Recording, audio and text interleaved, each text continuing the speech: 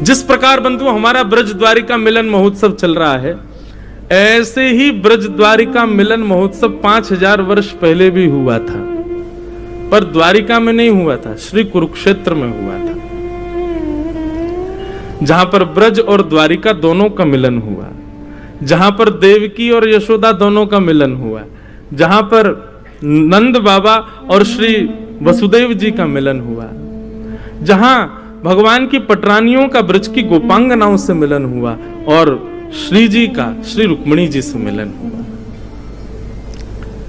उस प्रसंग के कुछ विस्तृत भाव हैं, विस्तारित भाव हैं, वो सुनाएं।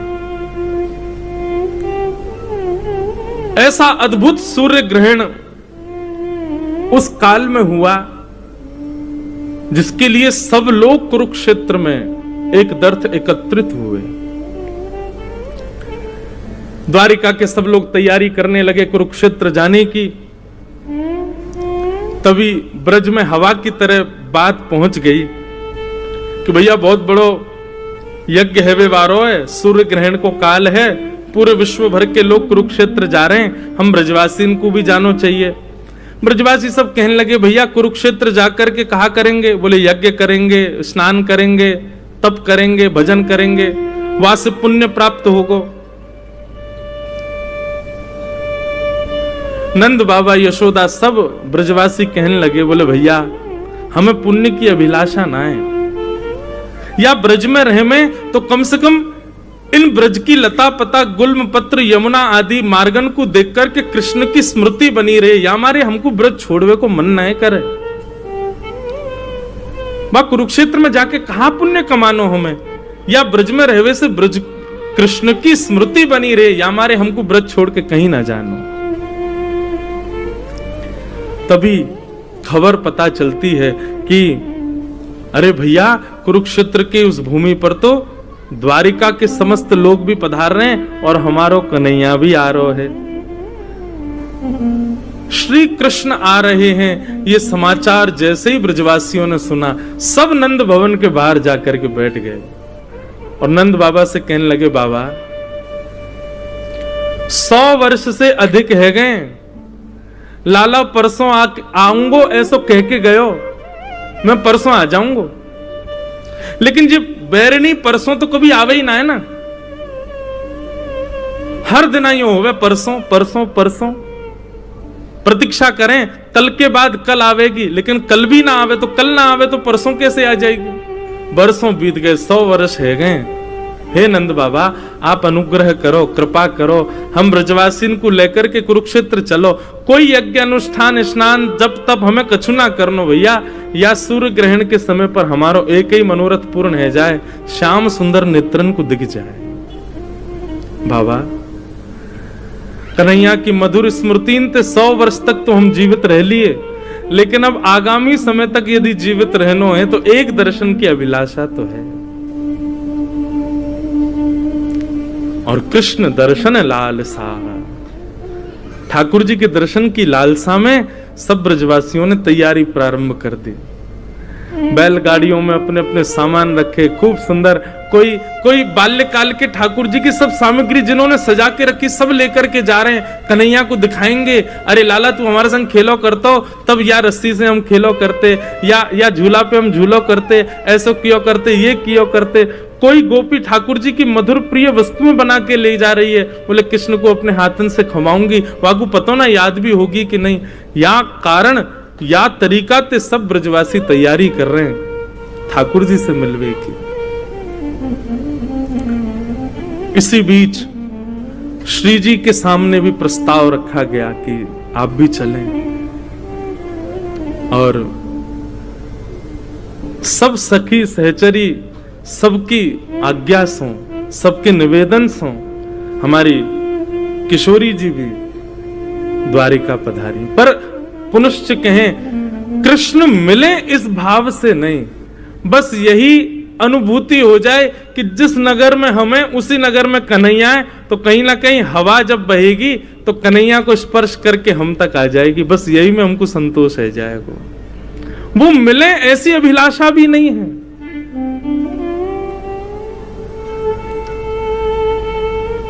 सब ब्रजवासी पहुंचे, और कुरुक्षेत्र में जाकर के जैसे ही देखा,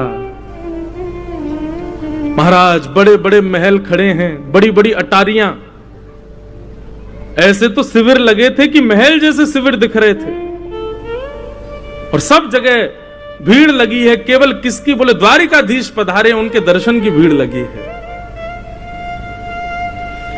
यशोदा मैया, नंद बाबा एक दूसरे के हाथ पकड़ करके और छड़ी हाथ में लेकर के घूमते हुए जा रहे हैं। यशोदा मैया बोली, आपने मुझसे कही कि वहां तो लाला आवेगो, लाला मिलेगो, यहां तो कोई सुधई नहीं पड़ रही, लाला कहाँ है?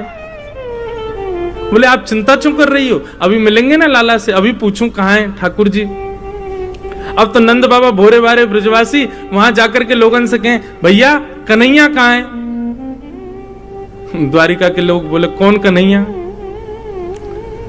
अरे कन्हैया श्री कृष्ण। अरे अरे भैया ऐसे कन्हैया कन्हैया क्यों बोल रहे हो? जगत प्रतिपालक, राजाधिराज, देवकी नंदन, वसुदेव नंदन, ब्रज उर चंदन, श्री कृष्णचंद्र जी महाराज, सम्मान से नाम लीजिए उनका, राजाधिराज हैं। नंद बाबा कहने लगे, हाँ भैया अब इतना लंबो तो याद होएगा ना हमें, तो अब कृष्ण ही, श्री कृष्ण कहाँ है? द्वारिकाधीश श्री कृष्ण कहाँ है? बोले सामने वो जो पूरी लंबी कतार खड़ी है ना दर्शनार्थियों की, वो सब उन्हीं के दर्शन करने जा रहे हैं। सूर्य ग्रहण का समय है, पूरे विश्व भर के भारतवर्ष के ऋषिगण आए हैं। ठाकुर जी का तुलसी अर्चन चल रहा है, ठाकुर जी का सहस्त्रार्चन चल रहा है, भीतर भगवान के पुष्पार्चन चल रहे हैं। यशोदा मैया, नंद बाबा तुलसी अर्चन, पुष्पार्चन, सहस्त्रार्चन समझ ही नहीं पा रहे ये होवे का है भैया। बोले अच्छा। भीड़ लगी है चारों तरफ ठाकुर जी के दर्शन की, और वही भीड़ में श्री नंद यशोदा पहुंचे। द्वारपालन से जाके कहें, भैया कन्हैया यहीं भीतर ही बैठो है? बोले श्री कृष्ण कन्हैया? बोले जी जी जी, हाँ वो द्वारिकाधीश जी यहीं विराज रहे हैं, हमें वहां को दर्शन करने मिल सके।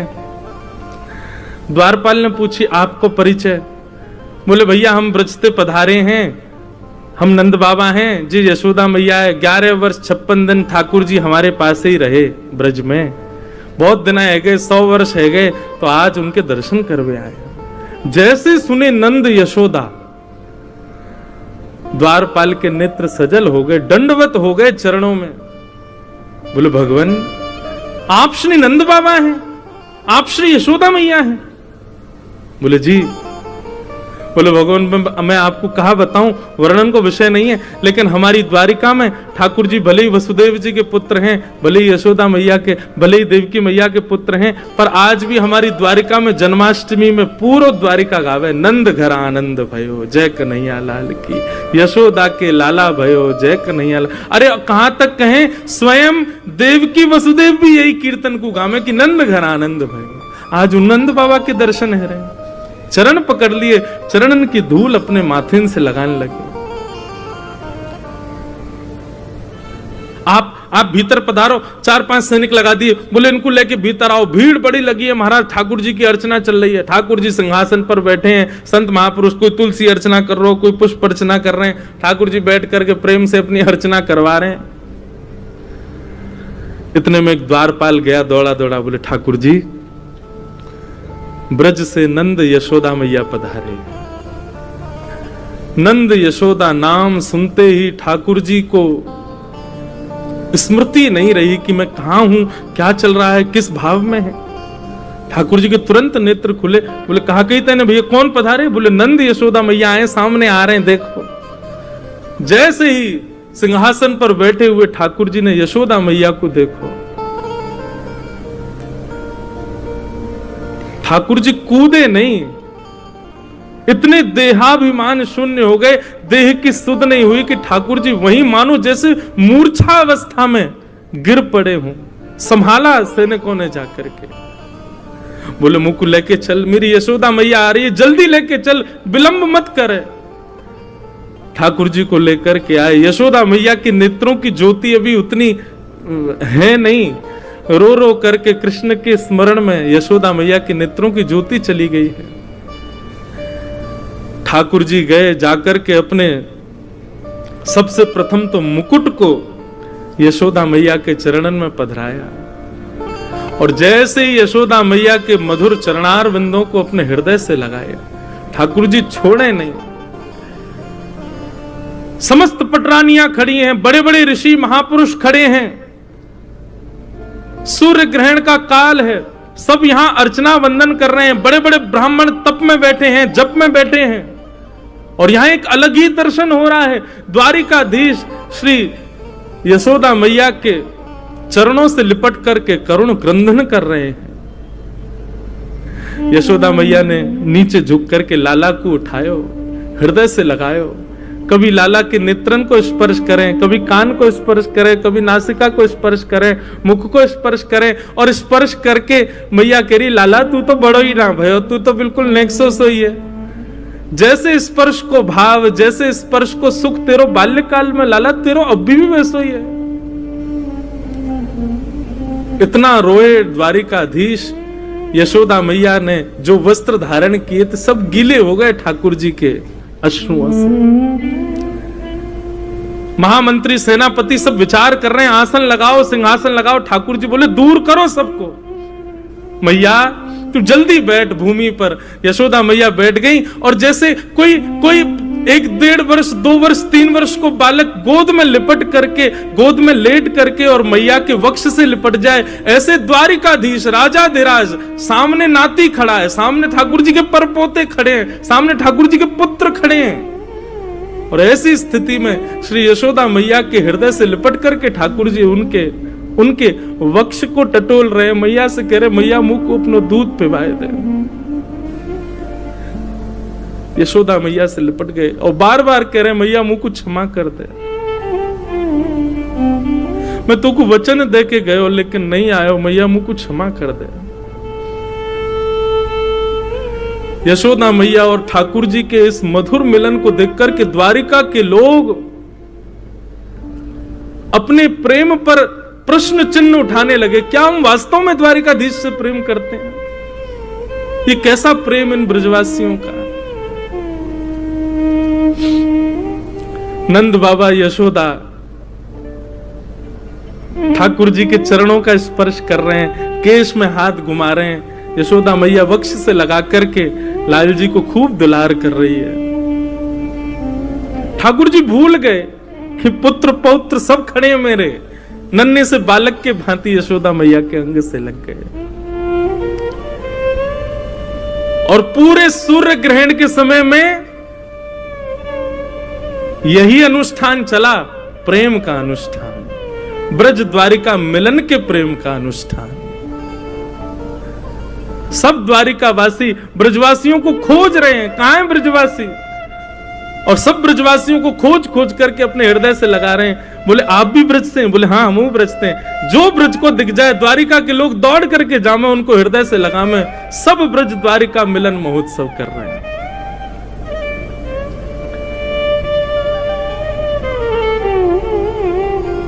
ठाकुर जी की स्थिति देख करके श्री रुक्मिणी जी आई और गोद में लेटे द्वारिकाधीश के हस्त का स्पर्श करने लगी। यशोदा मैया को जैसे दिखी, मैया बोली, लाला जे लक्ष्मी सी दिख रही है, या कि देखियो केशन में कछु चमक रो है, या के घरे में ऐसा सुंदर नवलखा को हार लग रहा है, भैया ये लक्ष्मी सी दिख रही है, लाला जे कौन है? जैसे रुक्मिणी जी आई, ठाकुर जी की विरह वेदना शांत हुई। भगवान अपनी स्थिति देख रहे थे, ये का भयो, ये कैसे हम लिपट गए। तुरंत यशोदा मैया की गोद में ठाकुर जी बैठ गए। अच्छा, पूज्य पिताजी महाराज कथा में एक प्रसंग कहते हैं बंधुओं कि द्वारिकाधीश भगवान के पुत्र प्रद्युम्न की आयु 50 वर्ष, भगवान के परपौत्र अनिरुद्ध की आयु 25 वर्ष, और स्वयं द्वारिकाधीश की आयु 16 वर्ष। पुत्र 50 वर्ष का, नाती 25 वर्ष का, और परदादाजी 16 वर्ष के। ठाकुर जी 16 वर्ष से ऊपर। 16 वर्ष तो आज 16 वर्ष के, अगर कलयुग में ठाकुर जी पधारे 16 वर्ष के नहीं होंगे, मुंह लगे और कम रह जाएंगे। क्यों? जिस अवस्था में विकार आने उत्पन्न हो जाते हैं, ठाकुर जी उस अवस्था से ऊपर नहीं जाते। विकार आने मतलब जहां पर वोकल कॉर्ड बदलना शुरू हो जाए, दाढ़ी मूंछ आनी शुरू हो जाए, आप थोड़े बड़े बड़े से लगने लग जाओ, ये समझ जाओ कि अब ये विकार अवस्था है। ठाकुर जी उस अवस्था में कभी नहीं आते। ठाकुर जी सदा सहज अवस्था में रहते हैं, बाल अवस्था में रहते हैं। तो ठाकुर जी यशोदा मैया गोद में ही बैठे हैं और मैया से कह रहे, मैया जे तेरे ही यमुना में दीपदान को प्रताप सामने बैठो है। यशोदा मैया बोली मतलब? अच्छा ठाकुर जी को एकांत में गए हो सिंहासन? नहीं, वही चौक में ही बैठे हैं यशोदा मैया गोद में, और चारों तरफ लाखों दर्शनार्थी ब्रजवासी और द्वारिका के लोग बैठे हैं। मैया जे रुक्मणी है जासे मेरो ब्याह भयो है, तेने बड़े दीपदान किए, मेरे लाला की लक्ष्मी जैसी बहू आवे, मेरे लाला की ऐसी बहू आवे कि चार लोग देख के कहें अरे भैया ऐसी बहू होनी चाहिए। मेरे लाला की ऐसी बहू आवे कि पूरा ब्रजमंडल युग युगांतर तक याद रखे। देख ले मैया तेरी बहू सामने बैठी है। एक भुजा से द्वारिकाधीश को हृदय से लगा रही हैं, दूसरी भुजा से श्री रुक्मणी जी को हृदय से लगा रही हैं। रुक्मणी जी के भी नेत्र सजल हो गए यशोदा मैया के अंग से लग करके। खूब स्नेह किया। अष्टपटरानियों को अपने हृदय से लगा करके यशोदा मैया ने जो उनके पास था, कड़ूला, कंगन, हाथ, बोले अब तो पहले तो लाला कोई मुख दिखाई भाई ना, आज ही है रही है तो आज ही ये अनुष्ठान चला था सूर्य ग्रहण पर कुरुक्षेत्र में, प्रेम का अनुष्ठान। यशोदा मैया कोई को अपनी पाजेब उतार के पहना रही हैं, कोई को अपने हाथन की अंगूठी दे रही हैं, कोई को अपने गले को हार उतार के दे दें, कोई को अपने कानन को कुंडल दे रही हैं। सब मना करें, बोले मैया आपको, बोले नहीं ये मेरी मुख दिखाई है, तू मेरी बहू है, मेरे लाला की बहू है, क्यों नहीं दूंगी, ये सब तुम्हारो ही तो है, तुम्हारे काज ही तो मेरे पास है। देवे को अवसर ना मिलो, आज मिलो तो पीछे क्यों रहूं। ये था बंधुओं ब्रज द्वारिका मिलन। और तभी पता चली भीतर बैठी देवकी मैया को कि यशोदा जी आई।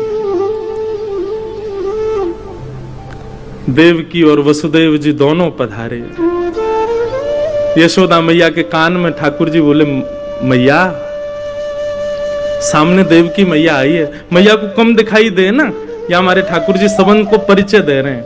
बोले मैया, देवकी मैया सामने आई है। देवकी मैया को देखते ही यशोदा मैया दंडवत साष्टांग प्रणाम करने लगी। देवकी मैया कह रही, अरे बहन कहा कर रही हो। बोले विधाता कृपा करे तो आपके चरणन की कण से मुंह पे नेक अनुग्रह है जाए तो या जन्म में तो ना मिलो, लेकिन अगले जन्म में कृष्ण जैसा पुत्र मुंह को भी प्राप्त हो, ऐसा अनुग्रह मुंह पे है जाए। देवकी मैया के चरणन से लग गई। देवकी मैया ने उठाकर के हृदय से लगाया। ये मधुर मिलन, खूब स्नेह दे रही हैं एक दूसरे को। बोले आपको पुण्य कितना श्रेष्ठ है, कन्हैया जैसो लाला आपके घर भयो। बोले मेरे पुण्य की कहा कहोगी बहन, मेरे तो 6 बालकन को कंस ने मार दियो, 7वें बालक को जन्म नाय भयो, 8वें बालक के रूप में कन्हैया आयो, पर कंस तो इतना क्रूर राजा जन्म लेते ही बालकन को मार दे। ये तो आपके और नंद बाबा को प्रताप हो कि हमारो लाला सुरक्षित रहो। 11 वर्ष 56 दिन तक आपने वह को खूब ध्यान रखो। आज भी हमारी द्वारिका में कोई यो ना के देवकी के लाला की जय, सब यूं ही के नंद यशोदा के लाल की जय। नंद घर आनंद भयो जय कन्हैया लाल की। हर जन्माष्टमी आपके ब्रज को छोड़े भय, भले ही लाला को 100 वर्ष है गए होंगे, लेकिन हमारी द्वारिका में तो आज भी द्वारिकावासी नंद घर आनंद भयो, यशोदा के लाला भयो। और मैं कोई को रोकू ना हूं, मुझको भी तो वही में सुख मिले। यशोदा मैया और देवकी का मिलन हुआ। सब ब्रज अवध के लोग, ब्रज और द्वारिका के लोग मिल रहे हैं। द्वारिका के लोग बहुत सम्मान कर रहे हैं ब्रजवासियों का। ये स्थिति देख करके सब भूल गए किसके क्या जब चल रहे हैं, क्या अनुष्ठान चल रहे हैं। हवन की सारी अग्नियां ठंडी पड़ गई महाराज। जहां प्रेम की बाढ़ आ गई हो वहां कौन सी अग्नि जल सके। ऐसा मधुर मिलन हो रहा है। तभी एक सखा ने जाकर के ठाकुर जी को संकेत किया, लाला श्री जी पधारी हैं। श्री जी का नाम स्मरण सुनते ही ठाकुर जी मंत्रमुग्ध हो गए। एक बार को ठाकुर जी भूल ही गए कि हम द्वारिकाधीश हैं, पर श्री जी का नाम सुनते ही तो ठाकुर जी की व्याकुलता और बढ़ गई। बोले कहां है?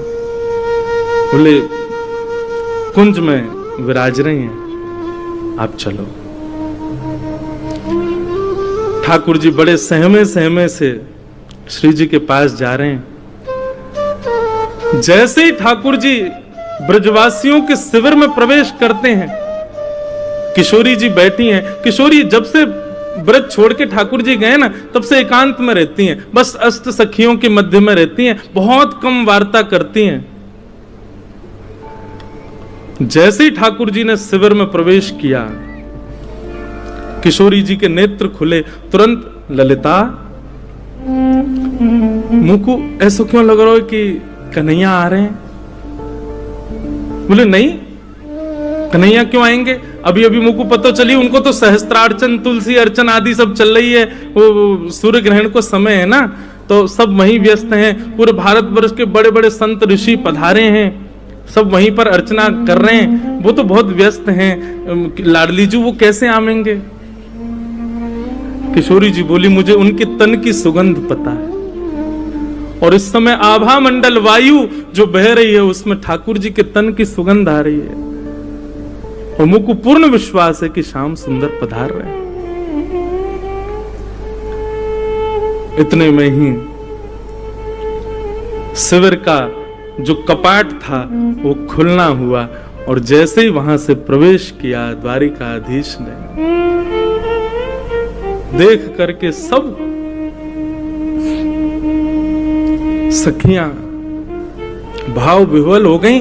किशोरी जी भाव विह्वल नहीं हुई, नीचे नेत्र करके बैठी हैं। पता है कि ठाकुर जी आ गए, पर देखूं कैसे, किस अंग को पहले देखूं? 100 वर्षों की प्रतीक्षा। चरणों को देखूं, हस्त कमल को देखूं, मुखमंडल को देखूं, कहां से प्रारंभ करूं देखना? ठाकुर जी जहां खड़े वहां से मुंह इतर करके श्री जी बैठी। कैसे देखूं, किसको पहले देखूं? ललिता विशाखा को थोड़ी सुध आई, श्री जी के बगल में स्थान था, वहां आसन ठाकुर जी का पधराया, इत्र का छिड़काव किया, गुलाब जल बिछाए। आओ लालन विराजो। ठाकुर जी बोले नहीं, अपना मुकुट उतार करके श्री जी के चरणों में रखे, और श्री जी के सिंहासन से टेक लगा के ठाकुर जी चरणों में विराजमान हो गए, चरणों में बैठ गए। और स्वयं द्वारिकाधीश अपने कर कमलों से श्री जी के मुखमंडल को अपनी ओर करते हैं, और कितना सुंदर स्वरूप है श्री जी का।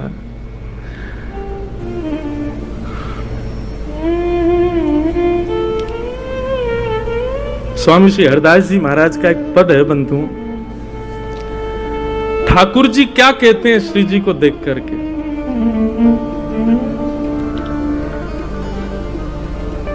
प्यारी जू जब जब देखूं तेरो मुख,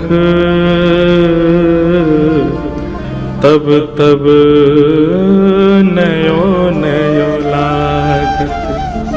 हे श्यामा जी, वैसे तो आप निरंतर द्वारिका में भी हम रहे तो हमारे चित्त में रहती हैं, पर निरंतर आपके हर बार के रूप की वर्णन कहा करूं? हर बार एक नयो रूप से दिखे आप में। स्वामी श्री हरदास जी कहते हैं, प्यारी जू जब जब देखूं तेरो मुख, तब तब नयो नयो लागे, तब तब नयो नयो लागे। ऐसे भ्रम होत में काहू, देख न री दुति को दुति लेखन न कागत। ऐसा लगे आपको देख करके कि शायद पहले मैंने कभी देखो ही ना, ये तो कोई नयो रूप है। रूप तो वही है, लेकिन वाकई कांति ऐसी अद्भुत है जाए कि हर बार ऐसा लगे कि मैंने कोई नयो रूप देखो। आपके अरूप की बलैया। कोटि चंद्र ते कहां दुराऊं, री नए नए रागत, श्री हरिदास के स्वामी श्यामा कहत काम की सांति, न होई तुष्टि रही निस दिन जागत। कोटि कोटि चंद्रमान से भी यदि आपकी नजर बलैया उतारूं तो भी फीको लगे, ऐसो मधुर स्वरूप है ठाकुर जी श्री जी को। किशोरी जी को मुखमंडल देखा और जैसे किशोरी जी का मुख अपनी ओर किया, श्री जी के नेत्र ठाकुर जी के नेत्रों से मिले। अब श्री जी भी अपने सिंहासन से उतर करके नीचे विराजमान हो गए और विराजमान होकर के कहती हैं, श्याम सुंदर 100 वर्ष की प्रतीक्षा के बाद आए हो, कछु दोगे नहीं मुझको? ठाकुर जी बोले, जो मांगोगे सो देंगे, आप आज्ञा करो एक बार, कहा चाहिए? बोले, जादन आप ब्रज छोड़ करके गए, हमसे एक वचन लेकर के गए कि हे श्यामाजू, एक अश्रु बिंदु भी यदि पृथ्वी पर गिरा तो मैं अपनी लीला उसी समय संवरित करके प्रस्थान कर जाऊंगा। यदि आप चाहती हैं कि आगे की लीला संवरण हो, आगे की लीला व्यवस्थित चले, तो आप मुझे वचन दीजिए कि एक अश्रु बिंदु भी आपके नेत्रों से नीचे पृथ्वी पर गिरना नहीं चाहिए। प्रलय आ जाएगा, पृथ्वी रसातल में चली जाएगी। आपके वह वचन को निर्वहन करते भई आज 100 वर्ष है गए, एक अश्रु बिंदु भी मेरे नेत्रन से नहीं आई है। मैं आपसे यही मांगना चाहूंगा, आज मुझ को आज्ञा दे दो। वो जो हृदय में सागर, वो जो हृदय में तालाब नदी बन चुका है और नदी के भाव से अब सागर बन चुका है, वाकु अब यहां से प्रस्थान करन दो। मुझ को रोवे को वरदान दे दो, मैं थोड़ा रोना चाहूं। 100 वर्षन से 2 कार्य श्री जी ने नहीं किए, एक तो सोई नहीं है, दूसरे नेत्रों से एक अश्रु बिंदु भी प्रकट नहीं किया है। और आज ठाकुर जी के उस मधुर रूप को देख करके श्री जी कहती हैं, आप आज्ञा करो। ठाकुर जी भाव विह्वल हो गए, हृदय से लगा लियो। चिन्मय चैतन्य स्वरूप श्री जी और ठाकुर जी एक दूसरे में विलीन हैं लगे। सब सखियां रूप को देख करके आनंदित हैं लगी।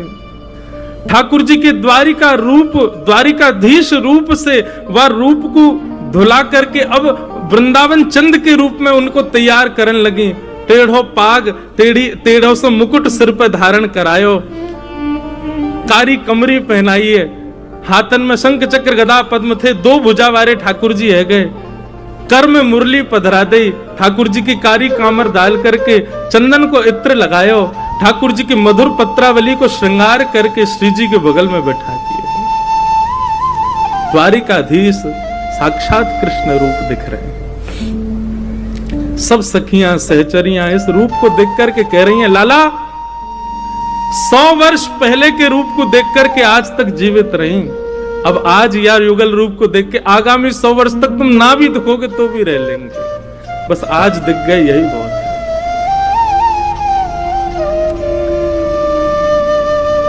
श्री ठाकुर जी श्री जी से मिले। सब सखियों ने ठाकुर जी का ब्रज नंदन के रूप में श्रृंगार किया और श्रृंगार करके श्री जी के बगल में बैठाए और बैठा करके खूब नेत्रन से निहारो। और बंधुओं, अब यहां ब्रज द्वारिका मिलन महोत्सव में निभृत निकुंज का रास हुआ। 100 वर्ष के पश्चात द्वारिकाधीश रास कर रहे। केवल अष्ट सखियां हैं, किशोरी जी हैं और श्याम सुंदर है। रास बिहार हुआ।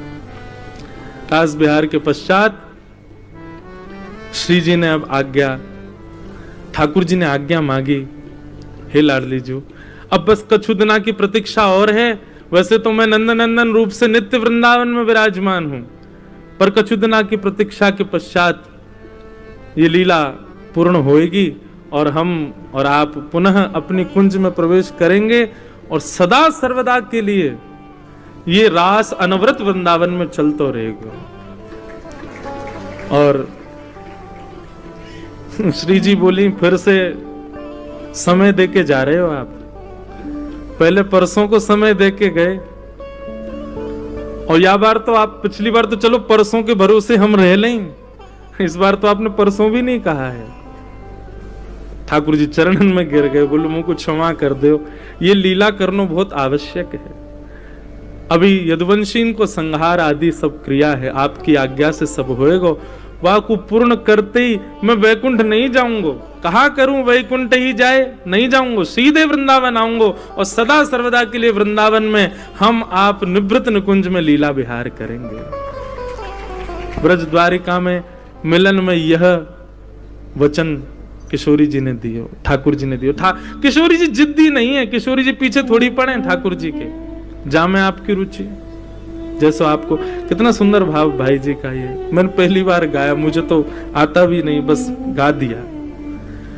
ऐसे 16 गीत हैं, एक गीत ठाकुर जी गाते हैं, फिर दूसरा गीत किशोरी जी गाती हैं, फिर एक गीत ठाकुर जी गाते, फिर किशोरी जी गाती हैं। ऐसे भाई जी ने आज ही सुबह जब देख रहा था तो हमारा एक बालक हमसे बोले, महाराज जी कभी श्री जी की कृपा हो तो अगले या कभी भी, कोई वचन नहीं दे रहा हूं, पर ठाकुर जी के ही उत्सव में, वर्ष भर तो हम कथा करते हैं, ये तो हमारी लाल जी से चर्चा है, इसमें कभी 16 गीत गाएंगे, पूरे 16 गीत जो ठाकुर जी और श्री जी के हैं, और उन्हीं पे ही चर्चा, जो यथामति शक्ति गुरुजनों की आज्ञा लाल जी की इच्छा से होगी वो करेंगे।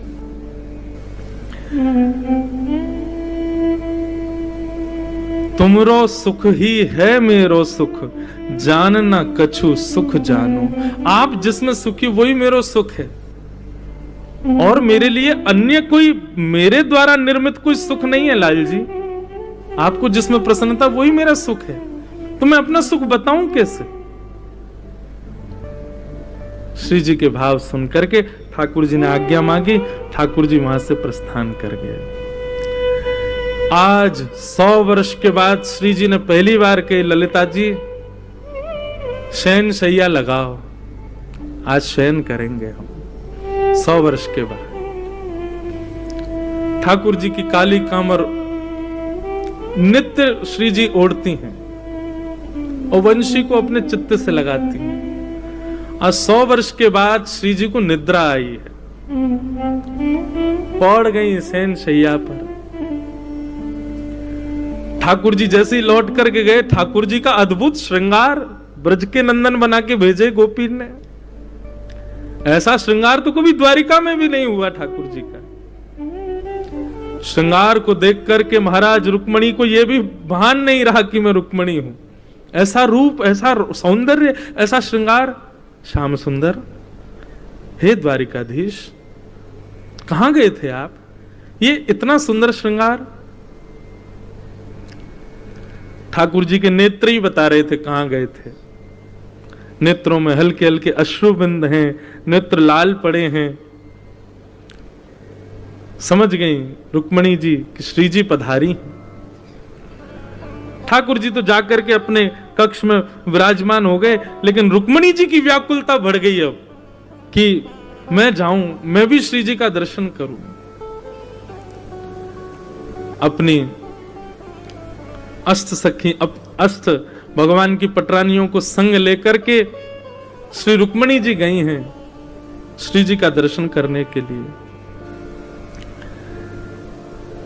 आज श्री जी पौड़ी हैं, पहली बार 100 वर्ष बाद सोई। ललिता विशाखा को बड़ो चैन मिलो है, द्वार पर बैठ गई हैं। बोले कि अब चाहे ब्रजवासी अपनों ग्रहण आदि पूर्ण करके चली जाए, श्री जी तो तभी जाएंगे जब निद्रा पूरी होगी। 100 वर्ष की निद्रा है। मधुर सुगंधी ठाकुर जी के अंग की आ रही है, कारी कमरी हो रही भई है, वंशी चित्त से लगी भई है। श्री जी मधुर शयन कर रही हैं। जैसे ही रुक्मणी जी आई, रुक्मणी जी के आते ही श्री जी उठ करके अपने आप बैठ गई और बोली, ललिता जरा देखियो, मुझे लगा श्याम सुंदर फिर आ गए। बोले अब कहा भाई, अब तो श्याम सुंदर नहीं आए थे। बोले श्याम सुंदर को हृदय से लगा के रुक्मणी जी आई तो उनके तन की सुगंधी रुक्मणी जी में से आ रही थी और श्री जी को उसी से ही भान हो गया कि श्याम सुंदर आए। उठ के बैठ गई श्री जी। बोले ललिता देखियो द्वार पर श्याम सुंदर आए। ठाकुर जी फिर आए। अब की बार द्वार खोल करके देखा तो रुक्मणी जी खड़ी हैं। आहा, द्वार खोला था श्री ललिता जी ने। ललिता जी की रूप माधुरी देखते ही श्री रुक्मणी जी तो नतमस्तक हो गई, प्रणाम करने लगी कांति देख करके। हे श्यामा जी, हे लाडली जी, आपको बारंबार प्रणाम करूं, आपकी बलैया लाऊं, ऐसा सुंदर रूप, ऐसा सुंदर माधुर्य। ललिता जी ने तुरंत उठाई, बोले नहीं, मैं ललिता हूं। श्री जी तो भीतर विराज नहीं है, शयन कर रही हैं आज। आप कहो। रुक्मणी तो बस बोले ही नहीं पाई, शब्द ही चले गए। बोले कि ये दासी की सुंदरता है तो श्यामा जी की सुंदरता क्या होगी? नेत्रों में सामर्थ्य नहीं है देखने की। एक बात कहूं बंधुओं, कई प्रश्न और कई भाव आते हैं कि वृंदावन में श्री जी के दर्शन क्यों नहीं है। या को एक भाव यही है कि श्री जी को देखवे की सामर्थ्य केवल और केवल ठाकुर जी में, हम में है ही ना है, हम देख ही ना सके उनको, या हमारे श्री जी के दर्शन हो में ही ना है। और एक बात कहूं, ठाकुर जी दिख जाएंगे, ब्रजवासी दिख जाएंगे, ब्रज की पूरी लीला काउदना प्रत्यक्ष दिख जाएगी, लेकिन श्री जी को देखवे के लायक हमारे पास नेत्र है ही ना है, उनके दर्शन तो ना है सके। उनकी तो कृपा ही इतनी है, उनको तो भाव ही इतना कि वाकू बोलते बोलते रसिक जन भावुक कह जाएं। श्री जी को नाम गाते गाते लोग कितने वर्षन की समाधि में चले। और इनकी छोड़ो, श्रीमद् भागवत के वक्ता श्री शुकाचार्य जी महाराज, श्री शुक मूर्छित भय मास षट, 6 महीने के लिए मूर्छित हो गए शुकाचार्य जी श्री जी का नाम बोलते ही। जिनका नाम, जिनका रूप, जिनकी लीला, जिनके केवल अनुभव मात्र से ऐसी स्थिति हो जाती है, वो प्रत्यक्ष दिखेंगी हमको? संभव नहीं, हम में सामर्थ्य नहीं। रुक्मणी जी आदि आई, बोले श्री जी के दर्शन करने। ललिता जी बोली आज शयन में है, और ये कोई साधारण शयन नहीं है, 7 वर्ष के पश्चात का शयन है। या हमारे हम किशोरी जी को उठाए ना सकें, पर आपकी बहुत इच्छा है तो झरोके में से श्री जी को दिखा देंगे। और एक झरोके में लेके गई। बंधु एक बात कहें, वृंदावन दर्शन की रीति है, प्रत्यक्ष श्याम सुंदर को नेत्रों से मत देखो। कोई खंबा हो, कोई व्यक्ति आगे खड़ा हो, उसके पीछे छुपके श्याम सुंदर को देखो, उनके दर्शन नहीं करो, उनको ढूंढो कहां है। प्रत्यक्ष जाकर के आप श्याम सुंदर को 2 नेत्रों से देखने का प्रयास करते हैं, वो दर्शन नहीं है। वो दर्शन द्वारिका में चल जाएगा, जगन्नाथपुरी में चल जाएगा, वृंदावन तो झरोकों से देखने का विषय है। वहां तो छुप के देखो, स्वयं को छुपा करके देखो। रुक्मणी जी ने जैसे ही झरोके में से झांका, कारी कमरी ओढ़ी है श्री जी ने, वक्ष पर ठाकुर जी की वंशी वेणु को लगाए श्री जी लेटी हैं। और बस उसी समय रुक्मणी जी का देखना हुआ, और उसी समय श्री जी ने कारी कमरी में से नेक अपनो चरण बाहर निकारो, और वह चरण को देखते ही महाराज रुक्मणी जी के सारे आर्थ नष्ट हो गए, सारा अहंकार नष्ट हो गया, जो भी विषाद रहे होंगे भीतर वह भी नष्ट हो गए। बस पूर्णतया ललिता जी के हाथ पकड़ लिए, बोले मुझे वापस नहीं जाना, अब मुझे इनके चरणों में ही रहना है, मुझे वापस नहीं जाना। आप कृपा करो, मुझ को भी दासी बना दो, मुझ को भी संग सहचरी रख लो, मुझे द्वारिका नहीं जाना। ये स्थिति है श्री किशोरी जी के चरणार बिंदों की, कि नित्य ठाकुर जी के संग रहने वाली रुक्मणी जी ठाकुर जी का त्याग करने को राजी हो गई, लेकिन किशोरी जी के चरण नहीं छोड़ेंगे। अभी मुख तो देखा ही नहीं है, अभी तो चरण देखे हैं श्री जी के। क्रंदन करने लगी, भाव क्रंदन रुदन करने लगी श्री रुक्मणी जी, मुझे चरणों में रख लो। धन धन राधिका के चरण, ऐसे चरणारविंद श्री जी के, मुझे इनकी सेवा करनी, एक बार स्पर्श करा दो बस। मैं आपको और कुछ नहीं कहूं, मुख देखने की भी इच्छा नहीं, बस चरण का दर्शन करा दो, एक बार समीप ले जाकर के नेक चरणन से मेरो स्पर्श करा दो बस। तब ललिता आदि विशाखा भाव विह्वल रुक्मणी जी को दोनों भुजाओं से उठा करके चल भी नहीं पा रही हैं, लेकर के जैसे ही कक्ष में आई, श्री जी के चरणार बिंदों का जैसे ही स्पर्श किया, उठ करके बैठ गई। किशोरी जी रुक्मणी जी को देखा, रुदन कर रही हैं, अविरल अश्रुधार, और जैसे ही श्री जी के मुखमंडल को देखा रुक्मणी जी ने, रुक्मणी जी कह रही हैं कोई पूछ लो मुझसे कि श्री जी कैसी दिखती हैं, कोई तो पूछो मुझसे कि श्री जी का दर्शन कैसा है।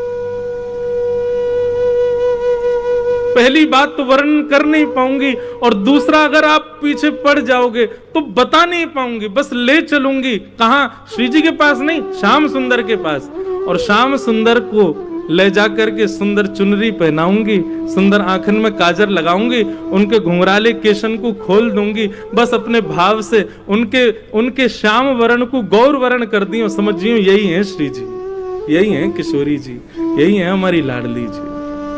कोई अंतर नहीं है, कोई भेद नहीं है।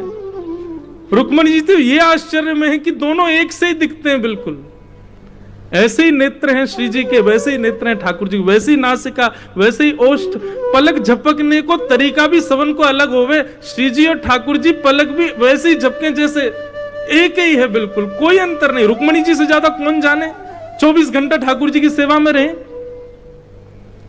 गर्दन हिलावे को, बोलवे को, उठवे को, अचकवे को, सब बिल्कुल एक जैसा है, बस गौर वर्णा है, वो श्याम वर्ण है, कोई अंतर नहीं।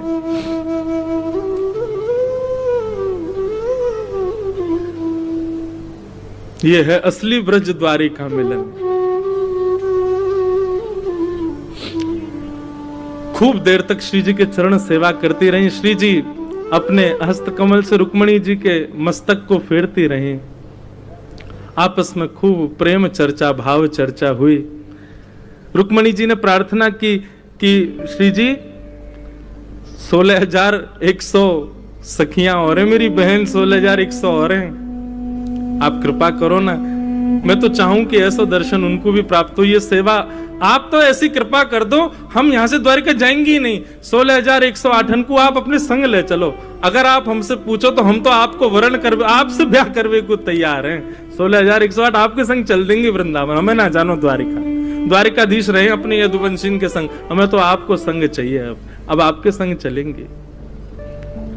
किशोरी जी बोली नहीं, ध्यान रखो हमारे हृदय बिहारी को, कछु दिना के बात हो रहे, खूब स्नेह करो, खूब भाव, फिर आप आ जाइयो कुंज में, आप भी विराजमान है जाइयो, वहां कुंज की लीला में फिर संग रहेंगे।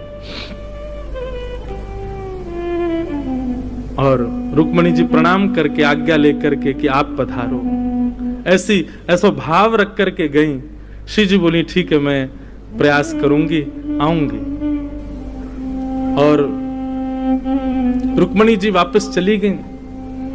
प्रतीक्षा कर रही हैं कब श्री जी पधारेंगी, कब किशोरी जी आएंगी। और सायंकालीन समय भयो, 16,100 पटरानियां अपनी पलकें बिछाएं खड़ी हैं, सब प्रतीक्षा कर रही हैं, श्याम सुंदरा श्री किशोरी जी पधारेंगी। और तभी ललिता विशाखा सब अष्ट सखीन के साथ श्री जी पधारे। श्री जी के रूप माधुरी को दर्शन, श्री जी के चरणन को दर्शन, श्री जी के भाव को दर्शन करके सब निहाल हो गई। कितनी तो मूर्छित हो गई, गिनती नहीं, श्री जी को रूप देख करके। खूब सारी सामग्री प्रस्तुत की गई। गरम दूध का पात्र, अब सखियों को सबने, रुक्मणी आदि ने कही आप सब कोने हैं, जाओ हम सेवा में रहेंगी, हम कुछ सेवा को अवसर दो।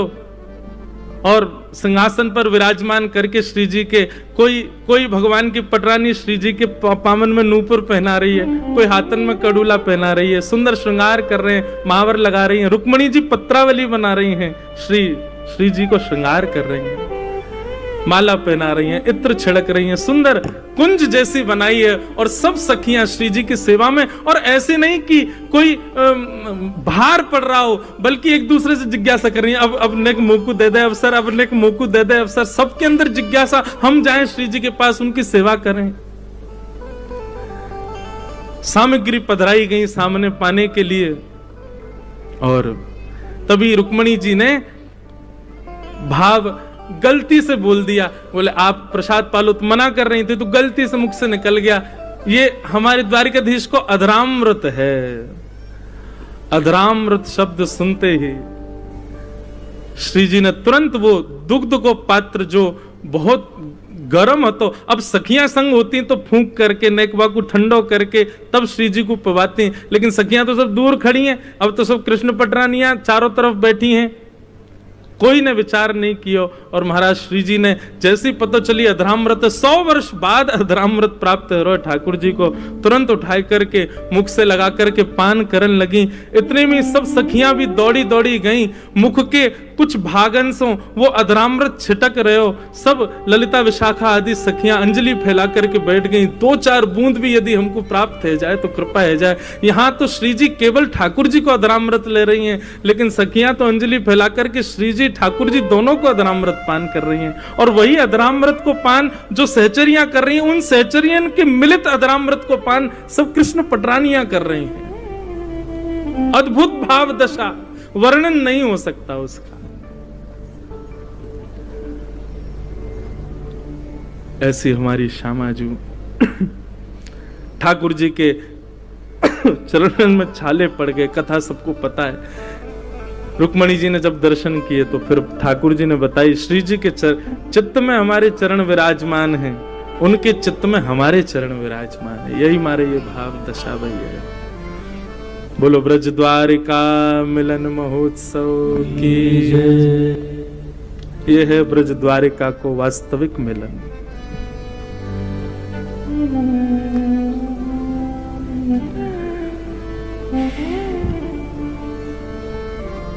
आज कथा को भाव कहीं और ही चलोगे, लेकिन ब्रज द्वारिका मिलन महोत्सव यही तो है वास्तविकता। ऐसो प्रेम, ऐसो भाव,